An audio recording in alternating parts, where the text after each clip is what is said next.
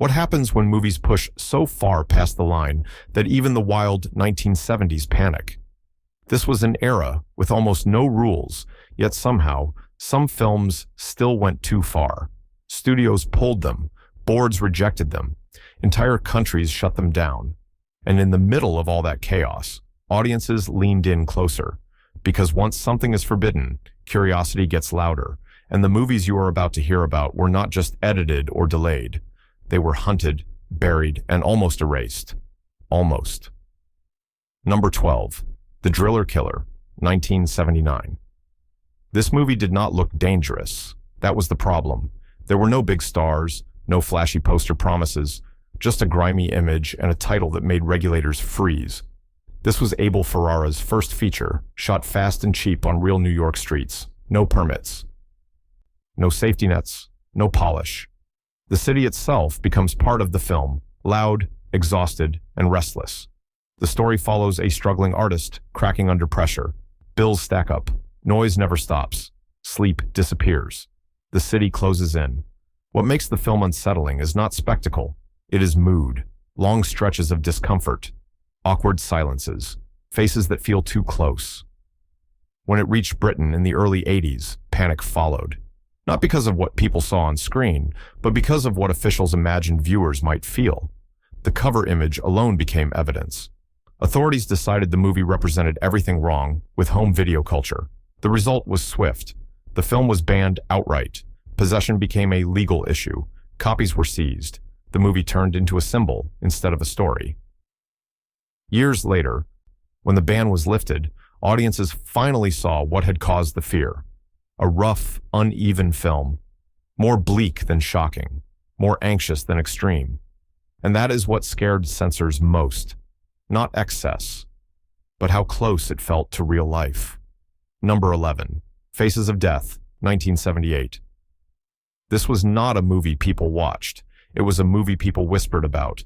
Marketed as a serious examination of life and death, this film blurred the line between truth and performance in a way regulators were not ready for. It presented itself like a documentary, using a calm narrator and educational framing. That presentation made everything feel heavier, even when parts were staged. The reaction was immediate.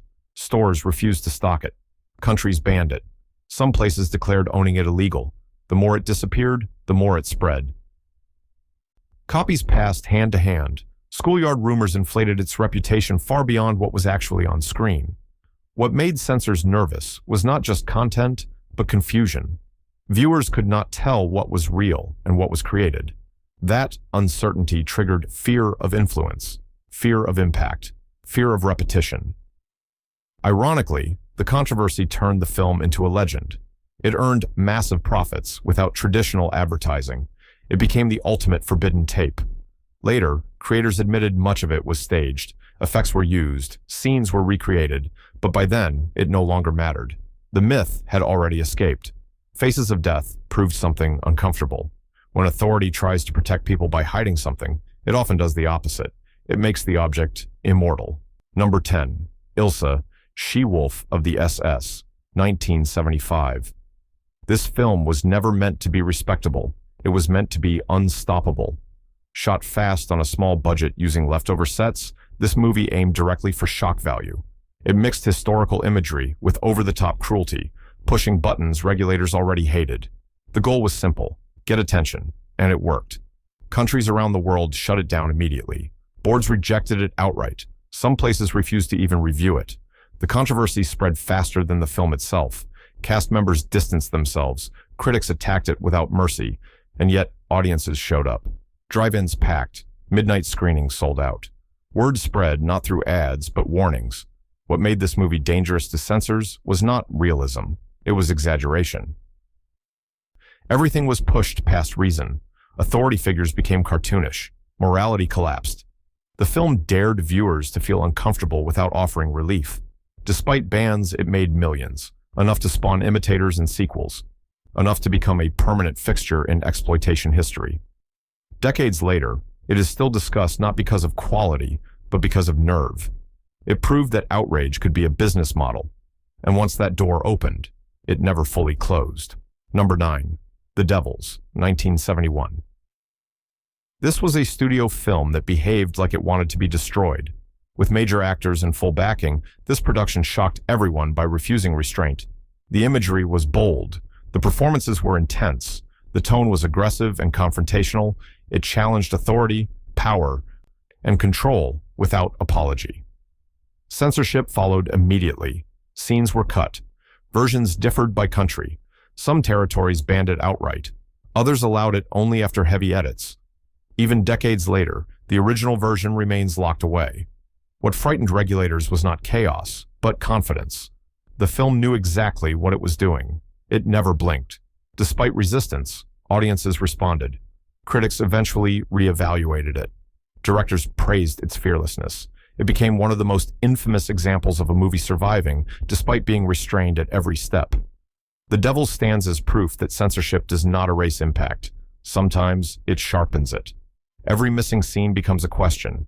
Every cut becomes part of the story. Number 8. I Spit on Your Grave, 1978. Few movies have been attacked with this level of anger. Created outside the studio system, this film arrived without protection. No safety net, no corporate defense. Critics dismissed it instantly. Regulators banned it repeatedly. Countries rejected it again and again. And yet, it survived. Because audiences found it anyway. The film is raw, minimal, and intentionally uncomfortable. There is no humor, no relief, no shortcuts. It forces viewers to sit with events instead of escaping them. That refusal is what caused outrage. Censors argued it went too far. Supporters argued it showed consequences without softening them. The debate never settled. The film was pulled, restored, cut, banned, and unbanned for decades. Financially, it became one of the most successful independent exploitation releases of its time. All without traditional distribution. This movie did not ask to be liked. It dared viewers to confront discomfort, and whether people praised it or condemned it, they never forgot it. Number 7. Salo, or The 120 Days of Sodom, 1975. This film was treated less like a movie and more like a dangerous object. From the moment it appeared, authorities across multiple countries moved fast. Screenings were shut down, prints were seized, courts stepped in. The movie was accused of crossing boundaries that cinema was not supposed to touch. What made it especially unsettling was its calm tone. There is no chaos, no frenzy. Everything unfolds with control and precision. That cold approach made regulators nervous. It felt deliberate, thought through, impossible to dismiss as careless exploitation. In some places, it was banned immediately. In others, it was cut so heavily that entire sections vanished. For years, it existed mostly through reputation. People argued about it more than they actually saw it. Over time, critics began reassessing it, not as entertainment, but as a challenge, a work meant to provoke reflection rather than comfort. That shift did not erase the controversy, but it changed the conversation. Even now, decades later, the film remains divisive. Some call it essential. Others reject it completely. What cannot be denied is its impact. Censorship tried to silence it. Instead, it turned it into one of the most discussed films of its era. Number 6. Thriller, A Cruel Picture, 1973. This movie arrived quietly and left damage behind it. Produced on a small budget, this Swedish exploitation film was designed to be blunt and uncompromising. It offered no comfort, no humor, and no emotional shortcuts. Everything was presented with a flat, almost documentary-like tone that made it feel disturbingly real.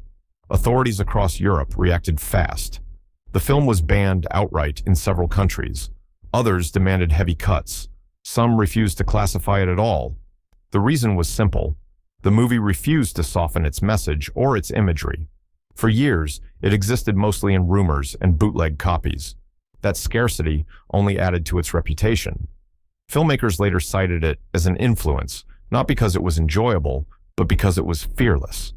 When uncut versions finally surfaced decades later, viewers discovered something unexpected.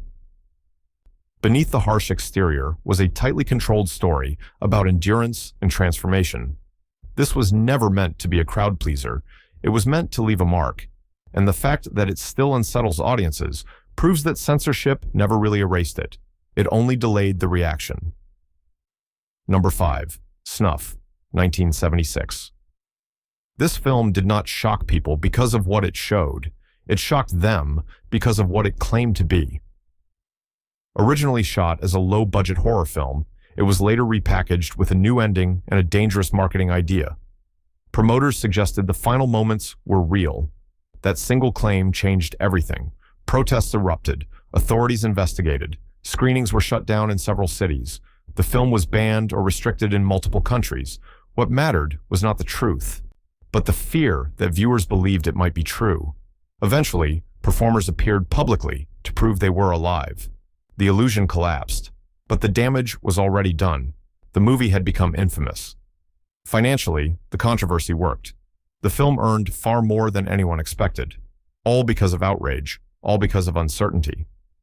Snuff became a lesson in how marketing could turn a forgettable movie into a cultural lightning rod. It also exposed a hard truth. Once trust between audience and screen is broken, regulation rushes in, and the fallout lasts longer than the film itself. Number 4. Cannibal Holocaust, 1980. This is one of the rare cases where the director had to prove the film was not real. When this movie premiered, rumors exploded. Viewers believed they were watching actual events. The realism was so convincing that authorities stepped in. Legal action followed. The filmmaker was questioned. Actors were asked to come forward publicly. The movie was banned in multiple countries. Others demanded severe cuts. Even where it played, it did so under intense scrutiny. What made it so controversial was its structure. It used found footage techniques long before they became common. That approach blurred lines in a way regulators were not prepared for. Years later, critics reassessed it as a landmark in horror filmmaking. But at the time, it was treated as a threat. Cannibal Holocaust showed how realism could trigger fear faster than imagination. And once that fear spreads, censorship follows quickly. It remains one of the most debated films ever made, not because of what it intended, but because of what people believed it showed. Number 3. The Texas Chainsaw Massacre, 1974. There is almost no visible blood in this movie, and that is exactly why it terrified regulators. This film relied on sound, pacing, and atmosphere rather than excess. The result was overwhelming. Censors struggled to explain why it felt so intense when so little was shown. In several countries, it was banned outright. Others restricted it for decades. In some regions, even the title became controversial. Audiences, meanwhile, responded in huge numbers. The film became one of the most profitable independent releases of its time, all while being treated like a danger to public order.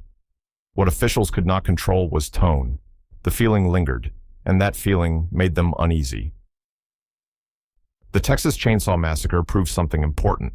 You do not need spectacle to disturb people. Sometimes suggestion is enough. And sometimes, that is what scares censors the most. Number 2. Last House on the Left, 1972. This movie did not feel like entertainment. It felt like an endurance test. Made on a tiny budget by a first-time director, this film shocked audiences not with scale, but with rawness. The camera lingers. The pacing refuses to move on. Nothing is softened, nothing is rushed. That approach made regulators deeply uncomfortable. When it reached international markets, bans followed quickly. Some countries refused to rate it at all. Others seized copies outright. In Britain, it was rejected repeatedly for decades. Even discussing it publicly became controversial. What made the film especially troubling was how ordinary it looked. No studio gloss, no dramatic lighting, just people in familiar places making terrible choices. That realism made viewers uneasy in a way fantasy never could. Critics attacked it harshly. Audiences reacted physically. Stories spread of people walking out, overwhelmed by the experience. Years later, the film would be recognized as one of the most influential independent horror movies ever made. Its director went on to shape an entire genre, but at the time, none of that mattered. Censors saw a movie they could not control emotionally, and that loss of control was enough to lock it away for years. Number 1. Pink Flamingos, 1972. This film was never meant to be accepted. It was meant to dare you to look away. Created far outside the studio system, this underground shock film set out to offend on purpose. It rejected taste, structure, and restraint. Every scene pushed boundaries simply because it could. The reaction was instant. Screenings were protested, cities shut it down. The film was banned in multiple regions and labeled unacceptable by nearly every authority that encountered it. And yet, it refused to disappear. Midnight screenings grew crowded. Word spread through curiosity rather than promotion. Audiences came not to enjoy it, but to witness it. What makes Pink Flamingos unique is what happened next. Decades later, the same film once dismissed as trash was preserved as an important cultural artifact. Institutions that once rejected it now protect it. That reversal says everything. Pink Flamingos proved that censorship does not decide legacy. Time does. And sometimes, the movies meant to be erased end up being the ones remembered longest. These films were not banned because they were careless. They were banned because they challenged comfort. They made people uneasy, unsure, and curious all at once. And history shows something interesting. The harder authorities tried to silence them, the louder their echoes became. So, which of these crossed a line for you, and which do you think deserved a second chance? Drop your thoughts below, share this with someone who loves film history, and subscribe for more stories that almost vanished.